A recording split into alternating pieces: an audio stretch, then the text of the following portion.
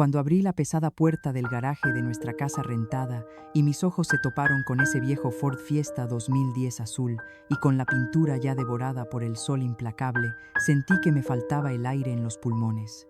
Ese auto con sus abolladuras en los costados y el parachoques remendado a medias era el resumen exacto de cómo el mundo veía al hombre con el que compartí 30 años de mi vida.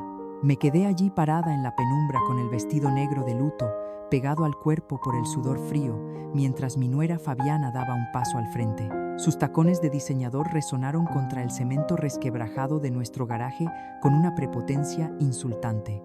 Se cruzó de brazos, acomodó su bolso de marca, que seguramente seguía pagando a meses, sin intereses. Miró la pintura descarapelada del auto y soltó una risa seca cortante, como un cristal roto pisoteado en la madrugada. Se inclinó hacia mi hijo Rafael y le susurró, asegurándose de que el volumen fuera el exacto para perforarme el tímpano sin disimulo. Tantos años trabajando de sol a sol, ¿y para qué? Ni siquiera tuvo la decencia de dejar algo que valiera la cura. Pena. Solo esta chatarra inservible. El silencio que siguió a esas palabras fue más ensordecedor que la tierra cayendo sobre el ataúd barato de mi esposo esa misma mañana en el panteón. Rafael bajó la mirada visiblemente avergonzado, sin atreverse a levantar la voz para defender la memoria de su propio padre. Yo apreté los puños hasta clavarme las uñas en las palmas, sintiendo cómo la sangre me hervía debajo de la piel. Quería gritarle, quería abofetear esa arrogancia perfectamente maquillada, pero el nudo de lágrimas secas en mi garganta me lo impidió. Tenía 61 años, acababa de quedar viuda, y según el abogado que nos leyó la situación financiera familiar unas horas antes, en la sala, estaba prácticamente en la calle. Fabiana, notando mi mutismo, no se detuvo ahí. Se giró lentamente hacia mí, clavándome una mirada de compasión falsa que me revolvió el estómago y disparó sin piedad. Tú sabías que no tenía nada. ¿Cómo planeaban vivir suegra? ¿O esperaban que nosotros los mantuviéramos? Cada sílaba era un dardo envenenado directo a mi dignidad. Antes de continuar, te pido algo sencillo. Si esta historia toca tu corazón, en algún momento suscríbete al canal. Aquí ningún dolor se cuenta en vano. Mi Carlos siempre fue un hombre humilde, o al menos eso creí toda mi vida. Trabajó como gerente en una pequeña ferretería en la Ciudad de México durante casi 3 décadas. Su salario nunca fue la gran cosa, pero él lo estiraba hasta el límite de lo humanamente posible. Recortaba cupones del periódico de los domingos, regateaba cada peso en el mercado, remendaba sus zapatos viejos con pegamento y reparaba cualquier electrodoméstico roto en la casa en lugar de comprar uno nuevo. Necesitamos ahorrar para cuando seamos viejos, Elena, me decía siempre acariciando mi mano con sus dedos callosos y manchados de grasa. Yo le creía. Confiaba ciegamente en él, en su instinto de protector callado. Por eso, cuando el corazón le falló de manera fulminante, mientras cortaba el pasto de nuestro pequeño patio, mi mundo no solo se derrumbó por el dolor desgarrador de perderlo, sino por el terror absoluto de la realidad que me golpeó en la sica chara. El inventario de nuestra vida entera cabía en un sobre amarillo y delgado. Nuestro patrimonio consistía en exactamente 1,200 pesos mexicanos en una cuenta de ahorros olvidada y ese viejo Ford Fiesta azul, la casa en la que criamos a nuestros 2 hijos, Amanda y Rafael, y que yo creía ingenuamente que estábamos pagando a una hipotecaria, resultó ser rentada. El dueño ya nos había dado 60 días de plazo para desalojar la propiedad. No había seguros de vida, no había inversiones, no había tierras, no había nada. La desilusión me quemaba el pecho como ácido. Sentía una mezcla tóxica de luto, rabia y humillación. ¿Acaso me casé con un iluso? 30 años de sacrificios, de no ir al cine, de usar la misma blusa temporada tras temporada, para terminar mendigando un rincón en la casa de mis hijos que me veían como un estorbo. Ese viernes por la noche, 3 días después del entierro, me quedé completamente sola con mis fantasmas. Amanda se había despedido con un abrazo rápido y culposo, ofreciéndome el sofá de su departamento apretado por unos días. Rafael y Fabiana se fueron en su auto del año, dejando tras de sí un rastro de desprecio y perfume caro. Me senté en la silla de vinil desgastado de la cocina, con la casa en penumbras, mis ojos hinchados de tanto llorar, se fijaron en las llaves del Fiesta abandonadas junto al salero. El miedo a la indigencia me paralizaba las piernas. ¿Cómo empacas 3 décadas de matrimonio en unas cuantas cajas de cartón de supermercado cuando sabes perfectamente que no tienes a dónde ir? Tomé las llaves de la mesa. El metal frío contra mi piel me dio un escalofrío en la nuca.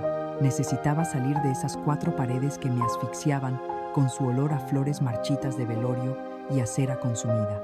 Bajé lentamente los escalones hacia la oscuridad del garaje. Entré al auto y cerré la puerta aislando el mundo exterior. El olor a Carlos todavía estaba impregnado profundamente en la tapicería, una mezcla de su loción barata de lavanda a serrín y sudor honesto. Acaricié el cuero agrietado del volante mientras mis lágrimas caían pesadas amargas, manchando la tela de mi vestido negro. Yo apenas si sabía conducir, él siempre tomaba el volante con firmeza para protegerme del tráfico caótico de la ciudad. Metí la llave temblorosa en el contacto y la giré con torpeza. El motor tosió como un anciano enfermo, vibró violentamente, amenazando con apagarse, y por fin arrancó.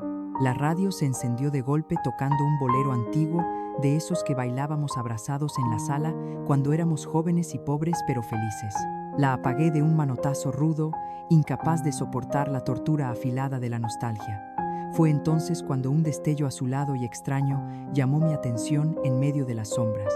Era la pequeña pantalla del GPS empotrado en el tablero sucio. Mi respiración se cortó de tajo. Carlos detestaba la tecnología con todo su ser. Siempre decía que esos aparatos eran chatarra inútil y prefería guiarse por sus viejos mapas de papel arrugados y manchados de café. Nunca lo habíamos usado jamás en todos los años que tuvimos el auto. Sin embargo, la pantalla brillaba ahora con una intensidad fantasmal, casi invitándome. Con el dedo índice temblando de puro nerviosismo, toqué el cristal frío. El menú principal apareció iluminando mi rostro cansado y un pequeño icono parpadeaba intermitentemente en la esquina superior derecha. Favoritos, no sé por qué, pero un instinto primitivo me obligó a presionarlo con fuerza. El sistema hizo un sonido electrónico seco y una única dirección apareció en la pantalla guardada con un nombre que me hizo helar la sangre en las venas. Decía simplemente, para Elena. Me quedé petrificada mirando esas 2 palabras fijamente mientras el motor del Ford Fiesta roncaba en ralentí sacudiendo mi cuerpo.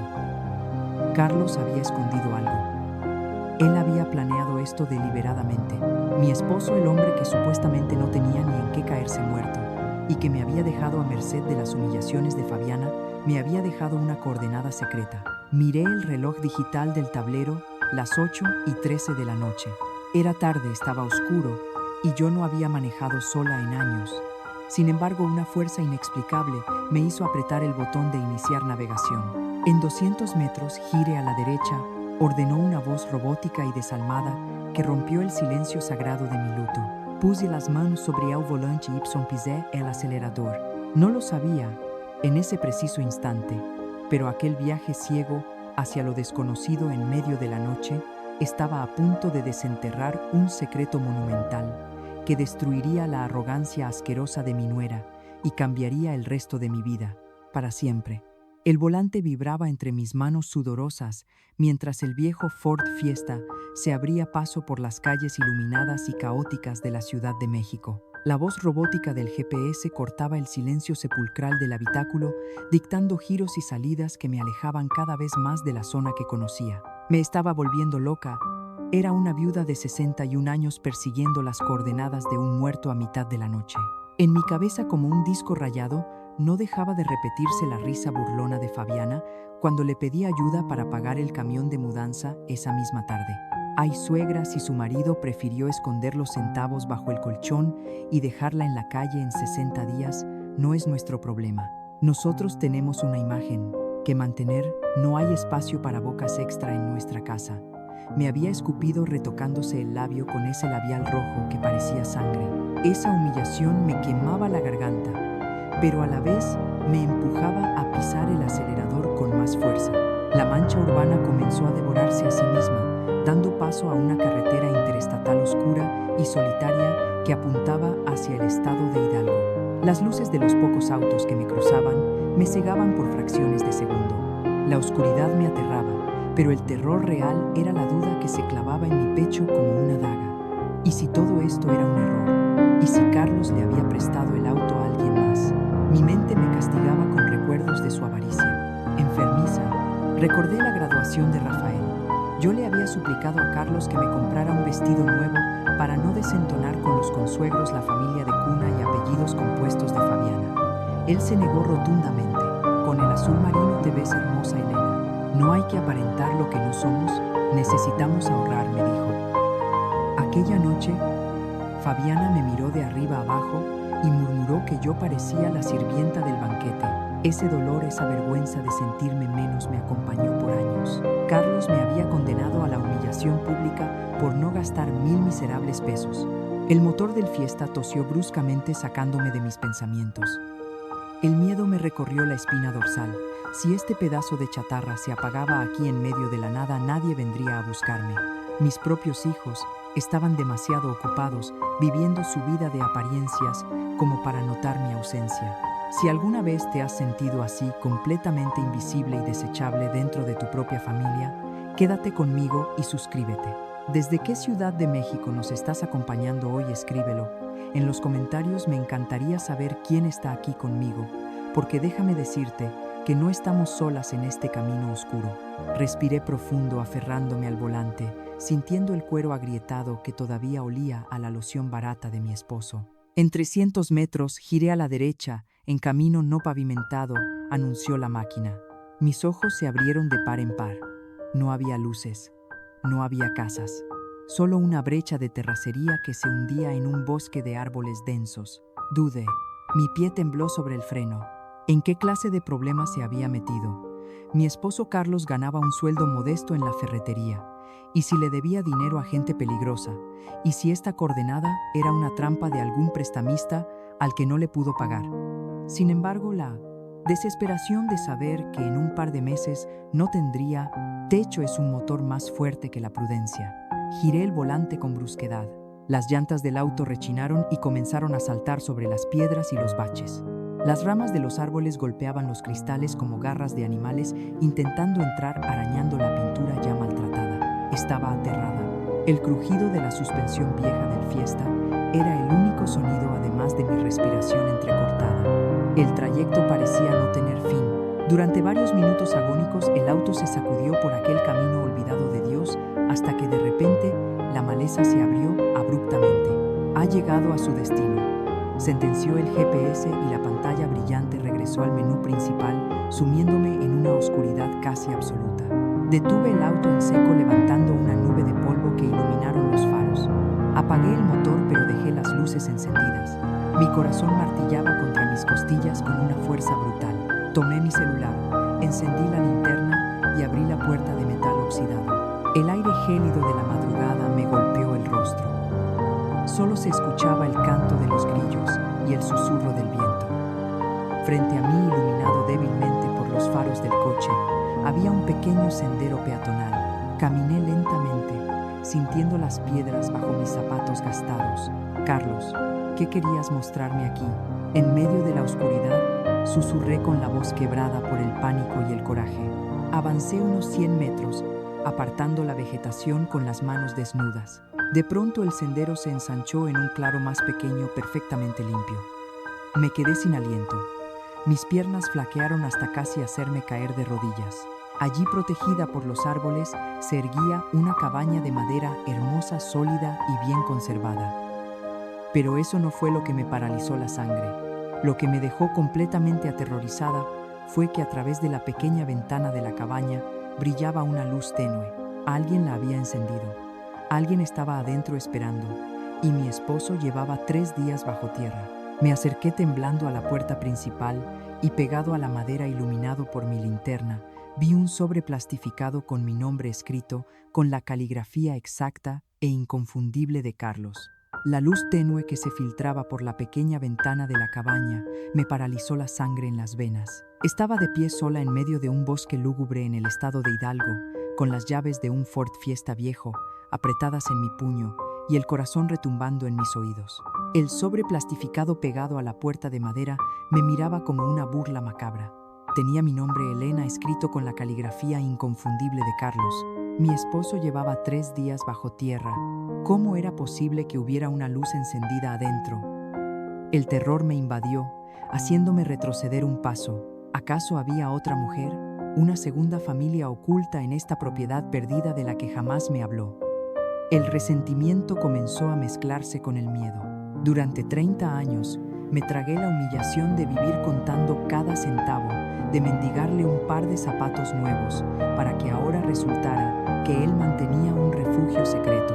Un torrente de recuerdos amargos me asaltó golpeándome la memoria sin piedad. Recordé la Navidad pasada cuando Rafael y Fabiana vinieron a cenar a nuestra modesta casa rentada en la ciudad. Hacía frío y la calefacción estaba rota, porque Carlos insistía en que repararla era un gasto innecesario. Fabiana se frotó los brazos cubiertos por un abrigo de diseñador, miró las manchas de humedad en el techo y soltó frente a todos: suegra, su casa huele a encierro y a humedad vieja. ¿Acaso mi suegro no cobró el aguinaldo ni para tapar las goteras? Digo, si no le alcanza para mantenerla decentemente, avísenos. No vaya a hacer que se les caiga el techo encima. Aquella noche Carlos solo bajó la mirada hacia su plato de romeritos y sonrió con esa timidez que a mí me parecía pura cobardía. No me defendió, no defendió nuestro hogar. Me dejó tragarme la vergüenza sola, haciéndome sentir que me había casado con un hombre conformista y fracasado. Esa memoria me dio el coraje que me faltaba. Con un movimiento brusco arranqué el sobre de la puerta. El adhesivo se rompió con un sonido seco que hizo eco en la negrura del bosque. Mis manos ásperas y curtidas por años de lavar platos a mano para ahorrar gas temblaban incontrolablemente. Saqué de adentro una hoja de papel doblada y una llave de latón pesada. Iluminé la carta con la luz parpadeante de mi celular. Mi querida Elena, comenzaba el texto: si estás leyendo esto, significa que ya no estoy contigo y que encontraste mi último regalo. Un regalo. La palabra me supo a ceniza en la boca. En 3 décadas de matrimonio, los únicos regalos que recibí de Carlos fueron electrodomésticos de segunda mano o suéteres tejidos en rebaja, y ahora me hablaba de un regalo póstumo. La ira volvió a hervir en mi pecho. Recordé la noche en que lloré hasta quedarme dormida porque no pudimos pagarle a nuestra hija Amanda la fiesta de quinceañera que tanto soñaba. Esa vez le grité con toda el alma: ¿a dónde se va el dinero, Carlos? Eres gerente, dime la verdad. Vamos a morir en la miseria como unos mendigos. Él solo me abrazó en la oscuridad y me susurró: confía en mí, Elena. Te estoy protegiendo. Lo odié tanto esa noche.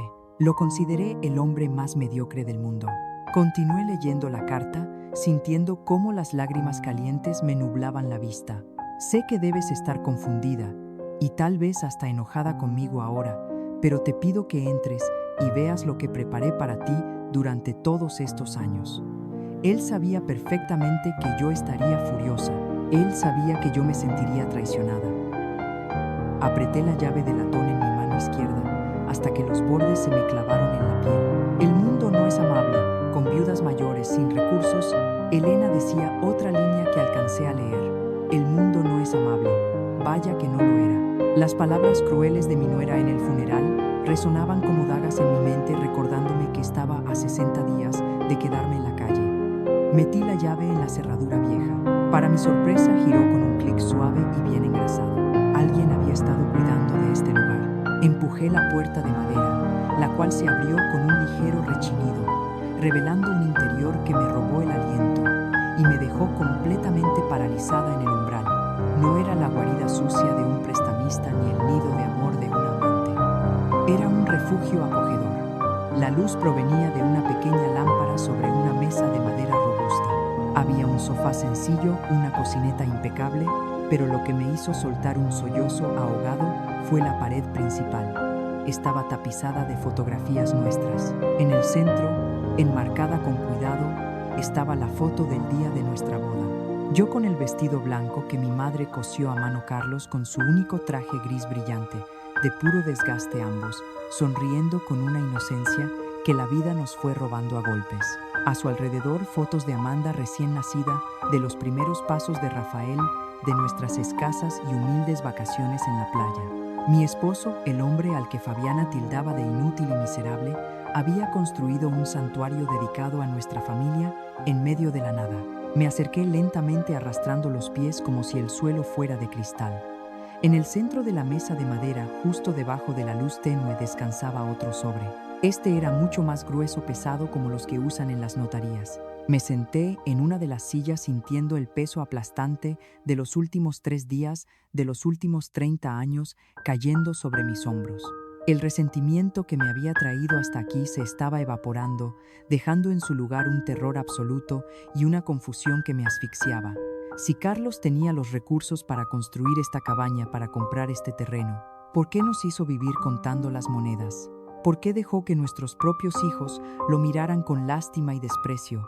Extendí la mano temblorosa hacia el sobre grueso.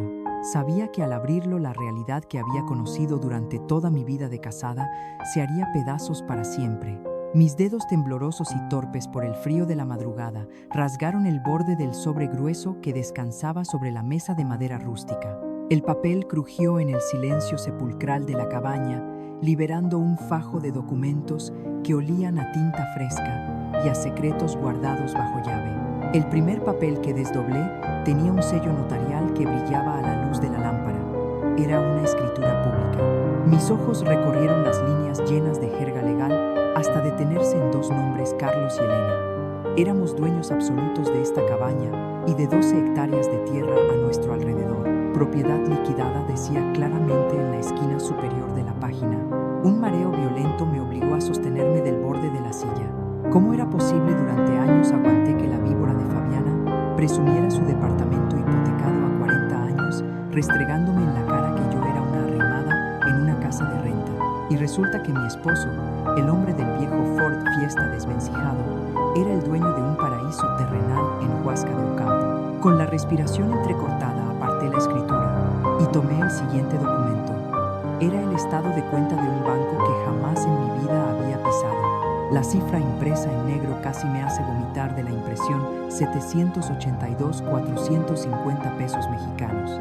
Sentí una punzada de dolor y rabia al recordar la voz chillona de mi nuera en pleno velorio, ni siquiera para dejar algo que valiera la pena, solo esta chatarra. Casi 800,000 pesos en efectivo. Y además había pólizas de seguro de vida, fondos de inversión y acciones de empresas, todo organizado con un nivel de detalle que rozaba lo enfermizo. Carlos había construido un imperio en las sombras, mientras yo me mataba remendando calcetines y contando las monedas para completar el gasto de la semana. ¿Qué clase de doble vida era esta? ¿Con quién demonios estuve durmiendo las últimas 3 décadas de mi vida? Buscando respuestas desesperadamente, encontré la segunda parte de su carta dentro del mismo sobre. Su letra parecía hablarme con ese tono calmado y seguro que usaba para apaciguar mis angustias. Nuestros hijos piensan que fui un fracasado financiero, leí sintiendo que cada palabra me apuñalaba el pecho. Dejé que pensaran eso. Dejé que todos pensaran eso. A veces dejé incluso que tú pensaras eso, y por eso pido perdón. Confesaba que cada maldita hora extra en la ferretería, cada supuesto viaje de negocios mensual para ver proveedores que lo traía a casa exhausto, era una completa mentira. Él estaba aquí construyendo este refugio ladrillo a ladrillo, sembrando árboles para un futuro que tal vez no vería. El golpe de realidad me dejó sin aire. Mi esposo no era el mediocre que Fabiana pintaba, sino el estratega más brillante y paciente del mundo. Él sabía perfectamente que el dinero fácil cría cuervos. Vi a familias mendigando préstamos a parientes distantes, apareciendo competiciones, escribió. Él se hizo pasar por pobre para protegerme de la avaricia de nuestra propia sangre. Elegí no incluir esto en el testamento oficial, porque no quería que nadie lo supiera. Ni siquiera nuestros hijos. Continuaba la carta con una frialdad calculada. Carlos había previsto el desprecio de Fabiana y la debilidad de Rafael mucho antes de que se convirtieran en un problema.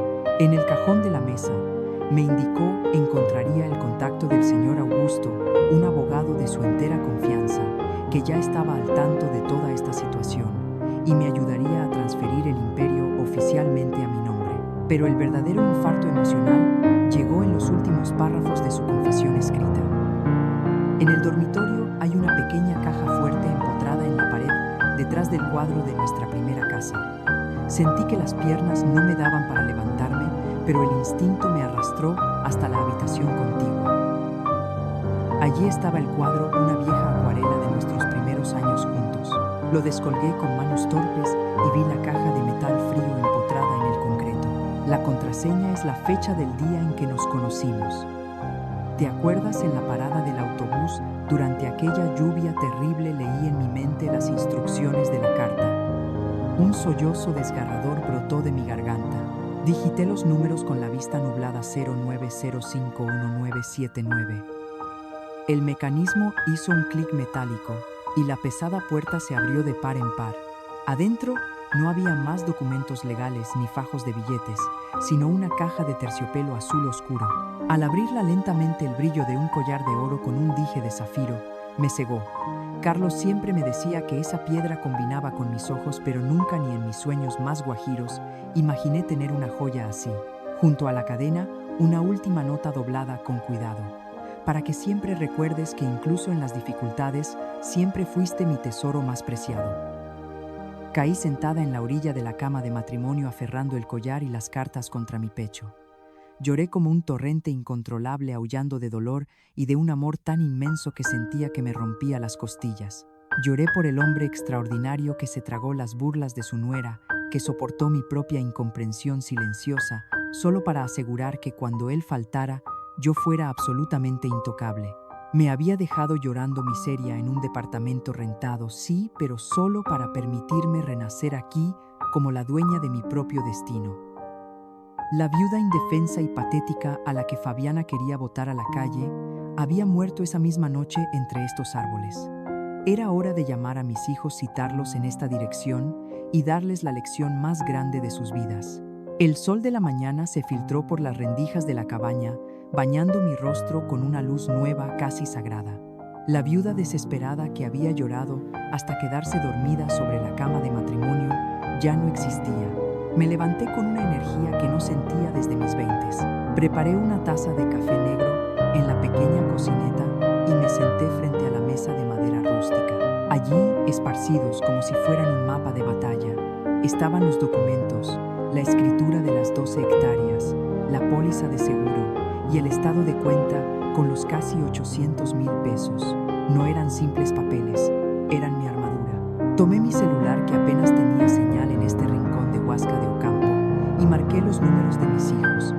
Fui breve, fría y directa. Les ordené que vinieran a las coordenadas exactas que les envié, advirtiéndoles que había descubierto algo urgente que su padre había dejado. Del otro lado de la línea, escuché la voz de Rafael titubear y de fondo el inconfundible chasquido de desaprobación de Fabiana. Estaba a punto de servirles el banquete de su propia soberbia y me iba a asegurar de que se tragaran cada bocado. A las 4 de la tarde, el crujido de las llantas sobre la grava anunció su llegada.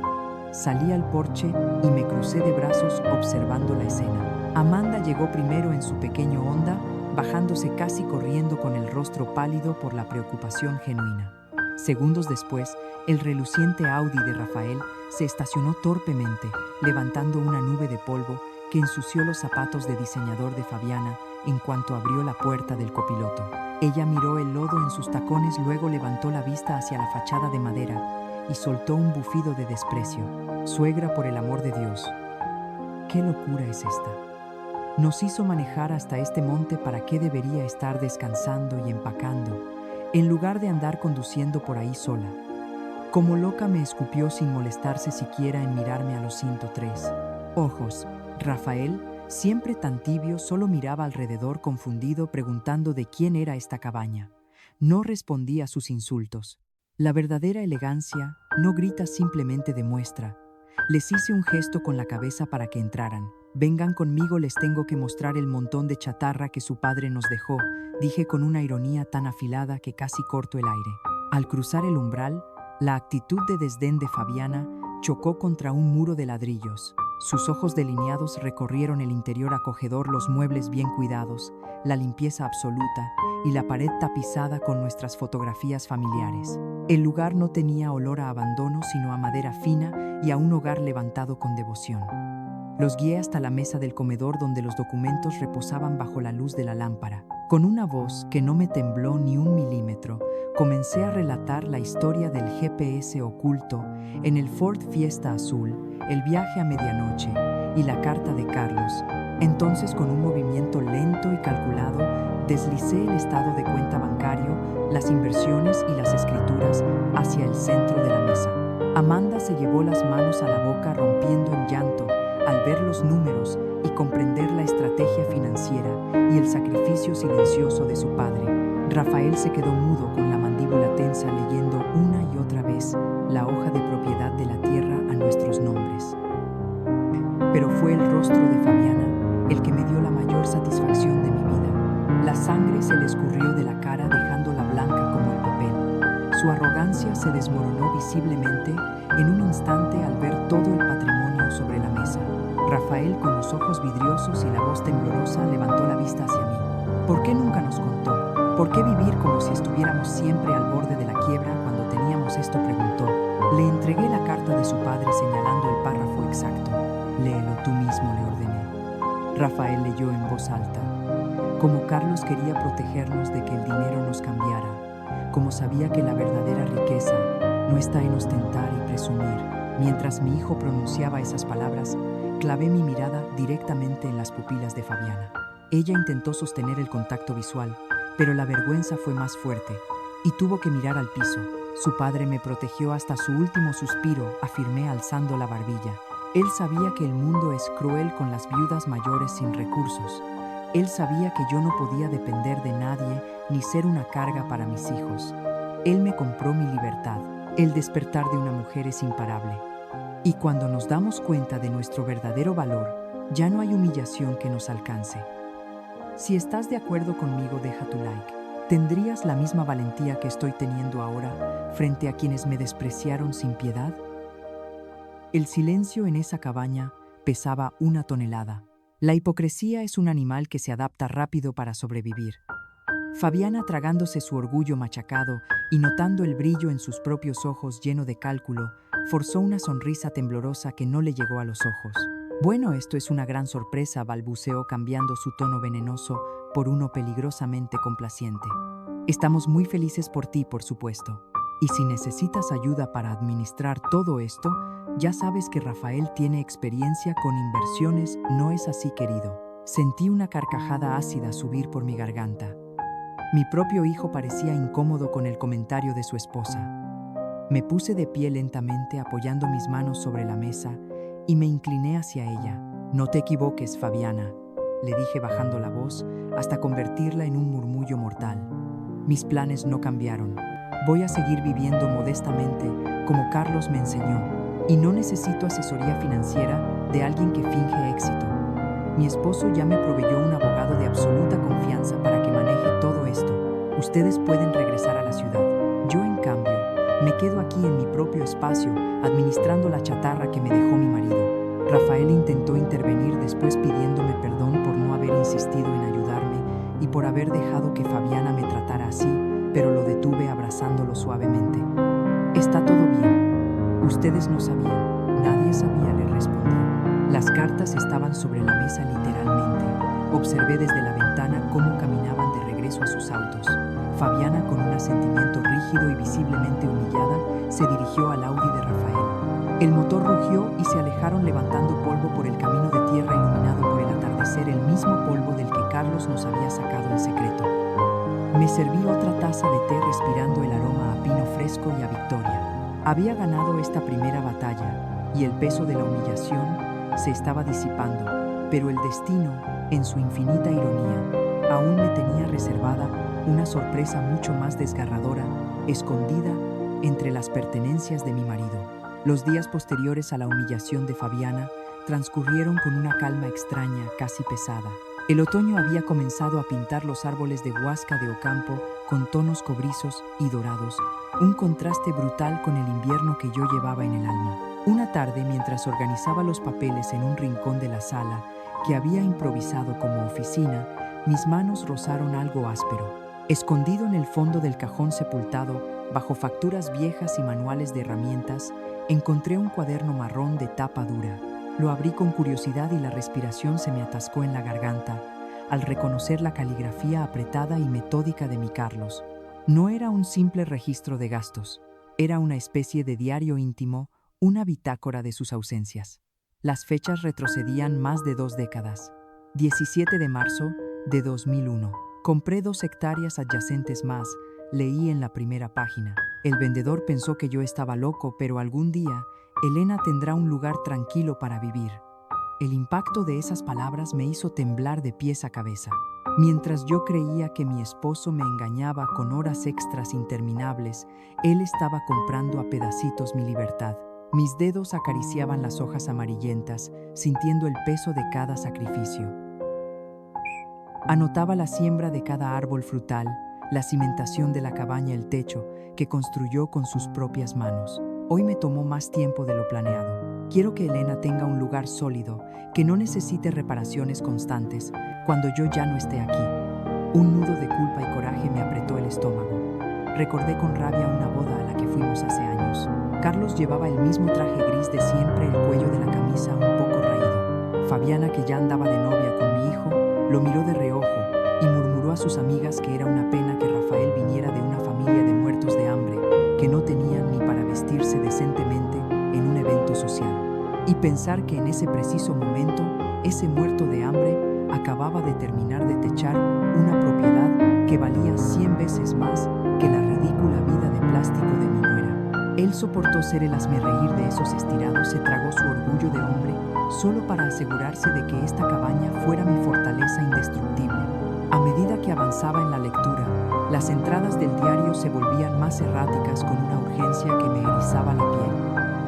La tinta a veces aparecía borrosa, como si hubieran caído gotas de sudor sobre el papel. Y entonces llegué a la página que destrozó mi mundo en 1000 pedazos irremediables. 2 de noviembre de 2019, leyó mi voz quebrada en la soledad de la cabaña. El médico encontró algo en el examen. No le dije nada a Elena todavía. No quiero preocuparla sin necesidad, pero si las sospechas se confirman, necesito acelerar los planes.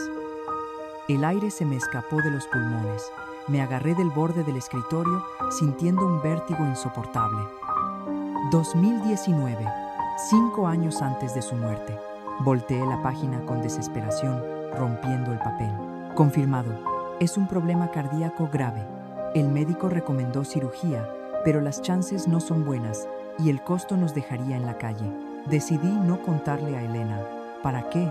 Un grito desgarrador animal brotó de lo más profundo de mis entrañas. Cayendo de rodillas sobre el piso de madera, abracé el cuaderno contra mi pecho llorando a gritos. Mi Carlos, mi viejito terco y orgulloso, pasó los últimos 5 años de su vida sabiendo que tenía una bomba de tiempo en el pecho. Ahora todo tenía un sentido macabro. Aquellas porciones de comida que dejó de comer bajo el pretexto de que quería bajar la panza, las medicinas genéricas que escondía en el fondo de su maletín. Las noches en que se levantaba a caminar por la sala empapado en sudor frío, diciendo que era solo estrés del trabajo. Mentiras. Puras mentiras por amor. Prefirió que la enfermedad se lo comiera vivo trabajando bajo el sol inclemente en esta maldita tierra para dejarme dinero en el banco en lugar de gastar un peso en su propia salud para prolongar su vida. Una agonía silenciosa me devoraba por dentro. Yo habría compartido esta carga contigo, desgraciado, le grité a la habitación vacía, golpeando el suelo con el puño cerrado. ¿Por qué me hiciste a un lado? Prefería vivir bajo un puente contigo que en este palacio sin ti. El peso de su sacrificio era demasiado grande, una cruz que me aplastaba el alma y me hacía odiarme por todas las veces que le reproché su tacañería. Al amanecer con los ojos inyectados en sangre y el corazón hecho cenizas, salí a buscar a don Joaquín, el anciano cuidador de la propiedad. Lo encontré regando los durazneros que Carlos plantó para mí. Me paré frente a él, mostrándole el diario. Usted lo sabía, ¿verdad, don Joaquín? Míreme a los ojos y dígame que usted sabía que mi esposo se estaba muriendo a pedazos. El viejo bajó la manguera, se quitó el sombrero gastado y asintió lentamente con pesadumbre. Su esposo me hizo prometer que callaría a doña Elena, me dijo con voz rasposa. El último año don Carlos apenas si podía sostener la pala. Venía, se sentaba en aquel banco frente al lago y se quedaba mirando la cabaña en silencio, despidiéndose. Decía que su mayor alegría era saber que cuando la tormenta llegara, usted no se iba a mojar. Las palabras de don Joaquín terminaron de romperme. Me sequé las lágrimas con fiereza. Mi esposo había dado su propia vida gota a gota para construir mi imperio. Ahora me tocaba a mí honrar su sangre. Ya no había espacio para la debilidad. Me levanté sacudiendo el polvo de mi falda, preparando mi espíritu para la tormenta definitiva que estaba a punto de desatarse cuando el verdadero tamaño de su legado saliera a la luz. La primavera trajo una nueva vida a mi refugio en Huasca de Ocampo. Los durazneros que Carlos había plantado casi 10 años atrás reventaron en flores prometiendo una cosecha generosa, mientras hundía mis manos en la tierra, plantando flores coloridas, algo que mi esposo siempre practicó, jamás priorizó mi mente, volaba al pasado. Recordé con una sonrisa amarga la cara de Fuchi de Fabiana cada vez que visitaba nuestra casa de renta en la ciudad, quejándose de la estrechez y de nuestra supuesta miseria. Si esa muñeca de plástico supiera que ahora soy dueña de 12 hectáreas, se tragaría su propio veneno. Sin embargo, mi paz se rompió de tajo en una mañana soleada de abril cuando un auto desconocido subió por el sendero de mi cabaña. Un hombre de mediana edad vestido impecablemente se bajó quitándose los lentes de sol con curiosidad. Me limpié el delantal acercándome con cautela. Señora Elena, mi nombre es Ricardo Méndez. No sé si Carlos alguna vez le mencionó. Mi nombre se presentó. Fruncí el ceño. ¿Sería algún cobrador, algún fraude? Era amigo de su esposo, pero no en la ferretería. Esa última frase me cayó como un balde de agua helada, paralizándome el corazón. Lo invité a pasar al porche sirviendo un café de olla para calmar los nervios que me empezaban a traicionar. Ricardo se sentó y me soltó una bomba que me dejó sin respiración. Él trabajaba para una empresa de inversiones inmobiliarias. Carlos también trabajaba con nosotros como consultor, dijo con una calma que contrastaba con el huracán en mi pecho. Consultor. Mi esposo, el hombre que reparaba los electrodomésticos con cinta de aislar y usaba los mismos zapatos raídos por 5 años. Un consultor de inversiones de alto nivel. Ricardo me explicó que Carlos tenía un talento excepcional para identificar propiedades subvaloradas con un inmenso potencial de apreciación a largo plazo. Esos supuestos viajes mensuales para ver proveedores de la ferretería eran en realidad visitas de campo clandestinas. Sentí que la silla se movía bajo mi peso, 30 años durmiendo en la misma cama con un hombre que me mintió en la cara cada fin de semana. Pero, entre la punzada de la traición, pronto entendí que no era una mentira de infidelidad. Era la estrategia maestra de un genio operando en Nera, las sombras. Mi padre le ofreció un trabajo de medio tiempo, continuó Ricardo, ajeno al terremoto emocional que me sacudía. Y Carlos insistía en recibir parte de su compensación en participaciones en las propiedades en lugar de solo dinero. Participaciones. Yo no entendía de grandes finanzas, pero eso sonaba a ligas mayores. Carlos rechazaba aumentos de sueldo directos porque sabía que el dinero en efectivo se gasta, se hace agua, pero las buenas inversiones crecen con el tiempo. Ricardo abrió su maletín de cuero fino y sacó una carpeta gruesa. Carlos poseía participaciones minoritarias en 17 emprendimientos diferentes. Me reveló mirándome directo a los ojos. 17. Centros comerciales, condominios residenciales, gigantescos edificios comerciales. Mi mente voló a la vez que Carlos no quiso cambiar nuestro viejo sofá rasgado porque todavía aguantaba. Mientras yo cosía los cojines rotos para no pasar vergüenzas ante mis nueras, mi marido era dueño de pedazos de plazas comerciales. La dualidad de este hombre me desgarraba por dentro. Era tan monstruosa como absolutamente fascinante. Ricardo empujó la carpeta sobre la mesa hacia mí. Con las manos temblando como hojas secas de otoño la abrí. Había contratos, extractos financieros y proyecciones de rendimientos que hacían que los casi 800,000 pesos de la primera cuenta parecieran la morralla de los domingos. El abogado se aclaró la garganta y con voz firme pronunció la cifra que casi me arranca el alma del cuerpo. La última evaluación total de esas participaciones es de aproximadamente 7 millones de pesos mexicanos. El mundo entero giró a mi alrededor. Me apoyé pesadamente en la mesa, incapaz de articular palabras, sintiendo que el aire fresco de la montaña me faltaba. 8,700,000 pesos. Las lágrimas comenzaron a empañar mi visión. Lloré por mi propia ignorancia, por haberlo juzgado tantas veces en silencio como a un fracasado. Lloré por el maldito viejo Ford Fiesta en el que lo vi irse a trabajar soportando las burlas venenosas de Rafael y Fabiana. Mi esposo no era un simple gerente perdedor. Era un maldito emperador invisible que gobernaba en secreto. Tratando de recuperar el aliento y secándome las lágrimas con el dorso de la mano, le pregunté a Ricardo, ¿por qué tanto secreto? ¿Por qué esconder una fortuna de este calibre? Él me entregó un último sobresellado con la letra metódica e inconfundible de mi marido. Lo abrí con desesperación. Mi Elena, leí, sintiendo su voz en mi cabeza. Temía que la riqueza pudiera cambiar nuestra vida de maneras que yo no deseaba. Carlos había visto a familias enteras ser destruidas por el dinero, amistades podridas por la envidia y matrimonios arruinados por expectativas infladas y absurdas. Había creado capas de protección de acero para evitar que oportunistas y sanguijuelas se acercaran a mí cuando él faltara. Él sabía perfectamente que si revelaba esta fortuna, la avaricia desmedida de Fabiana habría envenenado nuestro hogar para siempre. Mi Carlos me dejó pasar penurias falsas para salvarme el espíritu. Al terminar la carta, una ola de inmenso orgullo borró cualquier rastro de duda o reproche. No fui la esposa de un mediocre tacaño. Fui la reina de un hombre implacable que construyó un castillo inexpugnable ladrillo a ladrillo, para que a su viuda jamás absolutamente nadie se atreviera a humillarla. 3 semanas después de la visita del licenciado Ricardo, tomé una decisión que cambiaría la dinámica de mi familia, para siempre reuniendo a todos en la cabaña. Organicé una comida de domingo bajo la sombra de los árboles frutales en Huasca de Ocampo. El clima era perfecto, pero el aire estaba cargado con una electricidad imperceptible. Observé desde el porche a mi hija Amanda y a mi hijo Rafael ayudando a montar las mesas de madera al aire libre. Unos pasos más allá, mi nuerita Fabiana cortaba verduras con una torpeza evidente, preparando una ensalada con los vegetales del huerto. Verla ahí con sus zapatos caros hundidos en la tierra húmeda, intentando fingir una humildad que no conocía, me revolvía el estómago. ¿Dónde había quedado la mujer altanera que se burlaba de nuestro Ford Fiesta y nos llamaba muertos de hambre? El karma es un cobrador implacable que siempre llega tocando la puerta cuando menos te lo esperas. Y ella estaba a punto de recibir la factura más cara de su vida de plástico. Me acerqué a la mesa con una jarra de agua fresca, sintiendo el peso de los documentos que guardaba en mi carpeta y contemplando cómo la vida da vueltas inesperadas.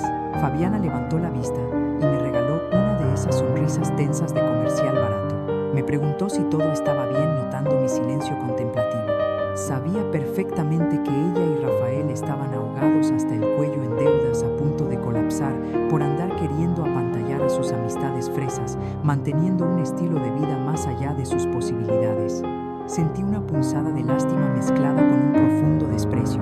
30 años mi esposo se rompió el lomo para que esta muchacha viniera a despilfarrar el futuro de mi hijo en bolsos de diseñador. Le respondí que estaba perfectamente bien con una calma sepulcral. Cuando todos se sentaron y se sirvieron la comida, el murmullo de las conversaciones triviales me aturdió. Era el momento. Levanté mi copa de cristal para proponer un brindis simplemente a la memoria de Carlos, logrando que el silencio cayera sobre nosotros como una guillotina. Todos levantaron sus vasos murmurando en concordancia, sin tener la menor idea de la bomba atómica que estaba a punto de detonar. Tomé aire sintiendo la presencia de mi difunto esposo, respaldándome desde cada rincón de la cabaña. Les anuncié que tenía algo muy importante que compartirles ese día, algo sobre su padre, sobre nuestro matrimonio y sobre la vida que compartimos. Les relaté paso a paso la visita de Ricardo, revelando el trabajo secreto de Carlos como consultor de inversiones inmobiliarias y el imperio silencioso que construyó a lo largo de décadas. Les hablé de las participaciones en los inmensos emprendimientos y de los millones que ahora formaban parte de su herencia. Cuando pronuncié la magnitud de la fortuna, aproximadamente 8.700.000 pesos, el tenedor de Rafael se estrelló contra su plato, dejándolo caer. Amanda se cubrió la boca con ambas manos, ahogando una exclamación, mientras que el rostro de Fabiana perdió absolutamente todo el color, quedando pálida como un cadáver. Su mirada de superioridad se hizo añicos en un milisegundo. Rafael balbuceó con la voz temblando de incredulidad, preguntando cómo todo este tiempo estuvimos viviendo como una familia de clase media común. Lo interrumpí con frialdad, diciéndole que vivimos exactamente como su padre quería. Saqué la última carta de Carlos y la puse sobre la mesa para que leyeran sus explicaciones en sus propias palabras. Él creía fervientemente que la riqueza ostensible nos cambiaría el alma y nos alejaría de los verdaderos valores. Mientras ellos procesaban las palabras de su padre, clavé mis ojos en Fabiana, quien temblaba imperceptiblemente. Les dejé en claro que para Carlos el amor significaba protección y garantía de futuro para todos, no presumir lujos vacíos frente a gente a la que no le importamos. Saqué la carpeta notarial y la golpeé contra la mesa con un ruido sordo que los hizo brincar. Carlos construyó todo esto, pensando en nuestra seguridad, así que siguiendo su ejemplo y voluntad, les anuncié que estaba creando un fondo familiar y un fideicomiso administrado profesionalmente. Rafael me miró con una adoración que hace mucho no le veía, murmurando que era una generosidad increíble de mi parte. Lo corregí tajante diciéndole que no era generosidad sino continuidad del plan de su padre. Entonces me giré completamente hacia Fabiana. Era la hora del jaque mate. Mirándola fijamente, mencioné las deudas asfixiantes y acumuladas que tenían por intentar mantener un nivel de vida irreal. Mi hijo bajó la cabeza en apoyo a su esposa y Fabiana parecía querer que la tierra se abriera y se la tragara viva por la vergüenza. El montón de chatarra que dejó mi marido, pensé, es lo único que los va a salvar de la bancarrota inminente. Sentencié que esas deudas serían saldadas por completo y vi cómo Fabiana soltaba un suspiro ahogado, pero mi sonrisa desapareció al instante. Añadí una condición innegociable. Con un tono que helaba la sangre, tendrían que participar obligatoriamente en un programa de educación financiera. Carlos me enseñó el inmenso valor de vivir por debajo de nuestras posibilidades y construir seguridad en lugar de apariencias baratas. O cambian sus valores podridos y aprenden los principios del ahorro, o no ven un solo peso partido por la mitad. Para mi sorpresa, las lágrimas asomaron en los ojos de Fabiana, quien asintió diciendo que estaría muy agradecida. La leona prepotente de la ciudad se había convertido en una persona doblegada por la viuda, a la que hace unos meses quiso pisotear. El imperio de Carlos finalmente tenía una reina, y no iba a permitir que nadie volviera a burlarse de nuestra sangre. El silencio en la mesa era tan espeso que se podía cortar con un machete. Fabiana, la misma mujer que hace apenas unos meses se burlaba de mi ropa pasada de moda y escupía veneno sobre la chatarra que me había dejado mi esposo, ahora estaba encogida en su silla de madera, temblando como un perro regañado bajo la lluvia. Sus lágrimas, que en otro tiempo yo habría jurado que eran simples lágrimas de cocodrilo, esta vez eran genuinas y desesperadas. Estaban lavando el maquillaje caro y la soberbia barata que la habían disfrazado todos estos años. Me miró a los ojos y por primera vez desde que la conocí, vi el terror absoluto de una mujer a punto de perder su falso estatus de realeza de colonia. ¿De verdad nos vas a ayudar, suegra?, balbuceó con la voz rota y las manos aferradas a la servilleta de tela.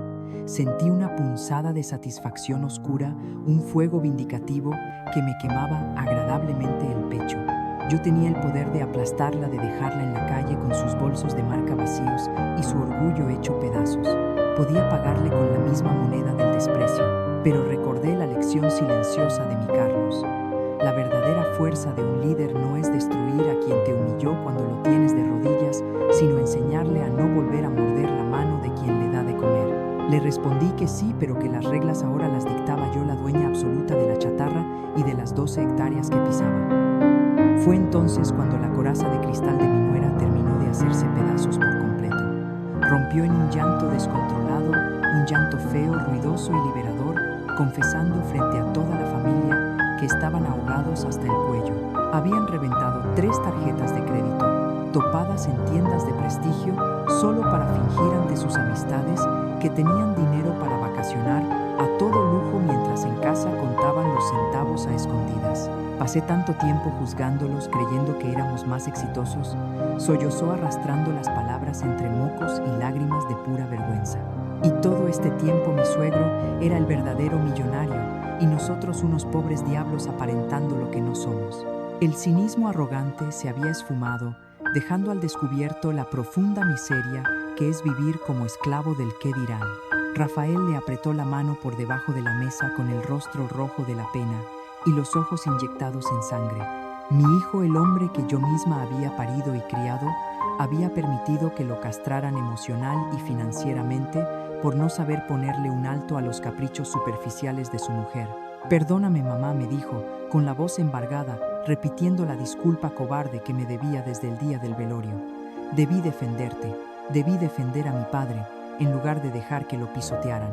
Sentí que el corazón se me encogía como una pasa vieja. Mi instinto primitivo de madre me gritaba que cruzara la mesa, lo abrazara y le dijera que no pasaba nada, que todo estaba olvidado. Pero mi deber como la nueva matriarca de la familia me obligó a forjar mi rostro en hierro. Le dije mirándolo fijamente que el perdón no se pide con lágrimas fáciles, se demuestra con acciones de hombre. Que de nada servía llorar sobre la leche derramada si iban a seguir gastando a manos llenas para apantallar a gente a la que no le importaban un reverendo cacahuate. Yo no iba a ser su cajero automático. Las deudas se pagarían sí, pero bajo mis estrictas condiciones. Ese domingo en Huasca de Ocampo marcó un parteaguas violento en nuestra historia familiar. No fue como en las telenovelas baratas donde todos se abrazan y el rencor desaparece mágicamente al final del capítulo. Fue un proceso doloroso y exhaustivo, como arrancar una costra que apenas está sanando para poder limpiar bien la herida infectada. Amanda y su esposo observaban en silencio, procesando la magnitud del engaño protector de Carlos y la caída libre del orgullo de su hermano. Les expliqué a todos que el fideicomiso no sería una alcancía para sus caprichos. La educación financiera sería obligatoria y rigurosamente vigilada por el abogado Ricardo y su despacho.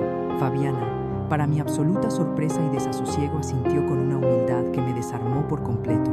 Me confesó, limpiándose el rímel corrido, que le manchaba las mejillas, que estaba agotada de vivir en esa mentira asfixiante, de no poder dormir por las madrugadas, temiendo que el banco les embargara el coche del año o la casa hipotecada. El imperio invisible de mi esposo había logrado lo imposible: comprar la cordura de una familia que iba directo a estrellarse contra el precipicio. En las semanas y meses siguientes, las visitas a la cabaña se volvieron una tradición de expiación y redención.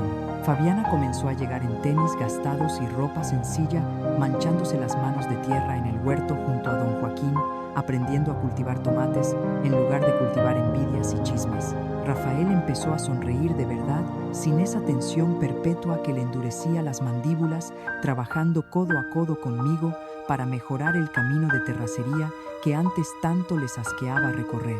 Y yo me sentaba en el porche con mi taza de café, de olla humeante entre las manos, observando cómo la tierra que mi esposo compró con sus horas de sudor y callos estaba floreciendo y curando a nuestra sangre. La tormenta que tanto temía Carlos había llegado con toda su furia, sí, pero él había construido unos cimientos de acero tan formidables que ni el huracán más violento de la avaricia pudo derribarnos. Ahora, yo era la guardiana absoluta de esta fortaleza, y por fin entendía en cada fibra de mi cuerpo el inmenso peso y la gloria eterna de su último sacrificio. El tiempo tiene una forma muy cabrona y extraña de poner a cada payaso en su circo y a cada reina en su trono. Han pasado 2 años desde que enterré a mi Carlos y tomé las riendas de este imperio invisible que me heredó. A veces sentada en el porche, mientras veo a Fabiana con las rodillas llenas de lodo, arrancando maleza del huerto, sin una sola gota de ese maquillaje caro que antes usaba como armadura, me pregunto si esta paz es real. La misma mujercita arrogante que me escupió en la cara que mi marido solo me había dejado chatarra inservible, ahora sudaba la gota gorda, aprendiendo a tragar tierra y a conocer el verdadero valor de un peso sudado. No sentía lástima por ella, sentía un orgullo feroz, un fuego en la sangre. Había domesticado a las víboras de mi propia familia con la misma medicina que mi esposo usó en vida: el silencio, la paciencia y la estrategia. Mi hijo Rafael dejó de ser el títere endeudado de una sociedad de plástico para convertirse en un hombre de verdad, administrando el fideicomiso familiar con un terror reverencial a equivocarse. Pero la vida, tan caprichosa y retorcida, todavía me tenía guardada una última bofetada de realidad sobre el hombre con el que dormí 30 años. Una mañana de martes, el cartero llegó a la cabaña sudando bajo el sol implacable de Hidalgo, entregándome un sobre arrugado con remitente de la Ciudad de México. Era de una tal Mariana, viuda de un antiguo compañero de Carlos en la ferretería. Al leer las primeras líneas, un escalofrío me recorrió la espina dorsal, paralizando Su esposo salvó a nuestra familia, decía la letra temblorosa de la mujer. Me confesaba que hace 15 años, cuando a su marido se lo estaba comiendo vivo el cáncer, y no tenían ni para un miserable paracetamol. Carlos pagó de su propio bolsillo cada quimioterapia, cada medicina y hasta las mensualidades atrasadas de su casa. Le exigió mantener el secreto absoluto, jurando que era un préstamo, un dinero que jamás aceptó de vuelta, porque la educación de sus hijos era mejor inversión. 15 años atrás, yo pegué un grito ahogado estrujando la carta contra mi pecho hasta arrugarla, mientras yo le reclamaba por no llevarme a cenar o por no comprarme un vestido nuevo para las bodas de los parientes. Mi marido le estaba comprando la vida a un moribundo en secreto. La culpa me golpeó el rostro con la fuerza de un tren descarrilado. El dolor punzante de mi propia ceguera me asfixiaba. Lloré a mares sentada en los escalones de madera, maldiciendo mi ignorancia y bendiciendo su alma de gigante. Carlos no solo era un genio financiero que acumulaba tierras y millones en la sombra. Era un maldito ángel guardián disfrazado con zapatos rotos y camisas deslavadas. Las cartas comenzaron a llegar una tras otra en las semanas siguientes. Ex empleados de la ferretería, vecinos del barrio pobre que habíamos habitado todos relatando préstamos anónimos, colegiaturas pagadas en secreto y ayudas silenciosas en momentos de desgracia. Mientras la gentuza como Fabiana se endeudaba en tiendas de prestigio para aparentar una riqueza hueca, podrida y miserable, mi viejo gastaba su fortuna clandestina en remendar las vidas rotas de los demás, tragándose mis reclamos injustos, los insultos de nuestros propios hijos sin soltar una sola queja. ¿De qué maldito material estaba hecho el corazón de este hombre, que soportó ser visto como un perdedor para poder ser el salvador de tantos? Para el tercer aniversario de su muerte no quise misas pomposas llenas de gente hipócrita. Organicé una ceremonia íntima aquí, en las entrañas de mi fortaleza en Huasca de Ocampo. Invité a nuestra familia ya purgada de su toxicidad y su clasismo barato, y a todas esas personas anónimas a las que Carlos les tendió la mano cuando estaban en el abismo. Caminamos hasta el centro del huerto bajo el sol de la tarde y plantamos juntos un roble, un árbol de raíces profundas, aferradas a la tierra y madera, dura exactamente como el legado inquebrantable que él nos dejó. Mientras echaba la primera pala de tierra fértil sobre las raíces, miré a mi alrededor. Vi a Amanda administrando la fundación que creé con parte del dinero para dar becas a jóvenes emprendedores sin recursos. Vi el bosque que ahora estaba legalmente protegido por el Fondo de Preservación Ambiental que establecí en su bendito nombre. La verdadera riqueza no es la cantidad de ceros en una cuenta bancaria para presumirle a gente a la que le vales madre, sino la inmensa sombra que dejas para proteger a los tuyos cuando el sol de la desgracia quema demasiado fuerte. Todavía conservo el viejo Ford Fiesta azul estacionado en el garaje de la cabaña. A veces, cuando la nostalgia me aprieta el cuello en las madrugadas silenciosas, me subo a esa carcacha despintada, acaricio el volante agrietado y enciendo el motor solo para escuchar su ronroneo cansado. Me río sola con una carcajada ronca, dolorosa y victoriosa, recordando las palabras escupidas por mi nuera aquel día oscuro del funeral, ni siquiera para dejar algo que valiera la pena. Solo esta chatarra. Qué estúpidos estábamos. Qué profundamente ciegos. Ese carrito oxidado fue el caballo de Troya que me llevó hacia mi salvación, la última lección magistral de un hombre que midió su hombría no por lo que presumía en las fiestas, sino por lo que lograba proteger en el anonimato. Carlos prefirió vivir como un don nadie ante los ojos del mundo para morir como un rey invencible ante los ojos de su esposa. El amor de verdad no grita ni exige aplausos, mija. El amor de verdad construye trincheras impenetrables. El atardecer trae siempre una paz inmensa después de la tormenta, y mi corazón, que alguna vez estuvo roto, lleno de rencor y miedo, hoy late con la fuerza de 1000 mujeres empoderadas. Si esta historia te ayudó a sanar algo por dentro o te hizo abrir los ojos sobre quién realmente te ama, compártela. ¿Cómo está tu corazón? Ahora, después de escucharme, escribe una palabra que defina este viaje de justicia para ti en los comentarios. Tu voz, tu dolor y tu sabiduría son importantes para nuestra comunidad, porque aquí ninguna lágrima se derrama en vano. La historia que acabas de escuchar es una obra de ficción creada con fines de entretenimiento y reflexión. Los nombres, personajes, lugares y eventos son producto de la imaginación o se usan de manera ficticia. Sin embargo, es fundamental reconocer que los temas oscuros que se abordan en esta narrativa, como el abuso psicológico, la manipulación financiera dentro del núcleo familiar y el maltrato emocional hacia las personas mayores, son realidades dolorosas que ocurren todos los días en nuestra sociedad. El daño que causa la codicia, el desprecio y la violencia económica deja cicatrices profundas en las víctimas, arrebatándoles su dignidad y su paz mental.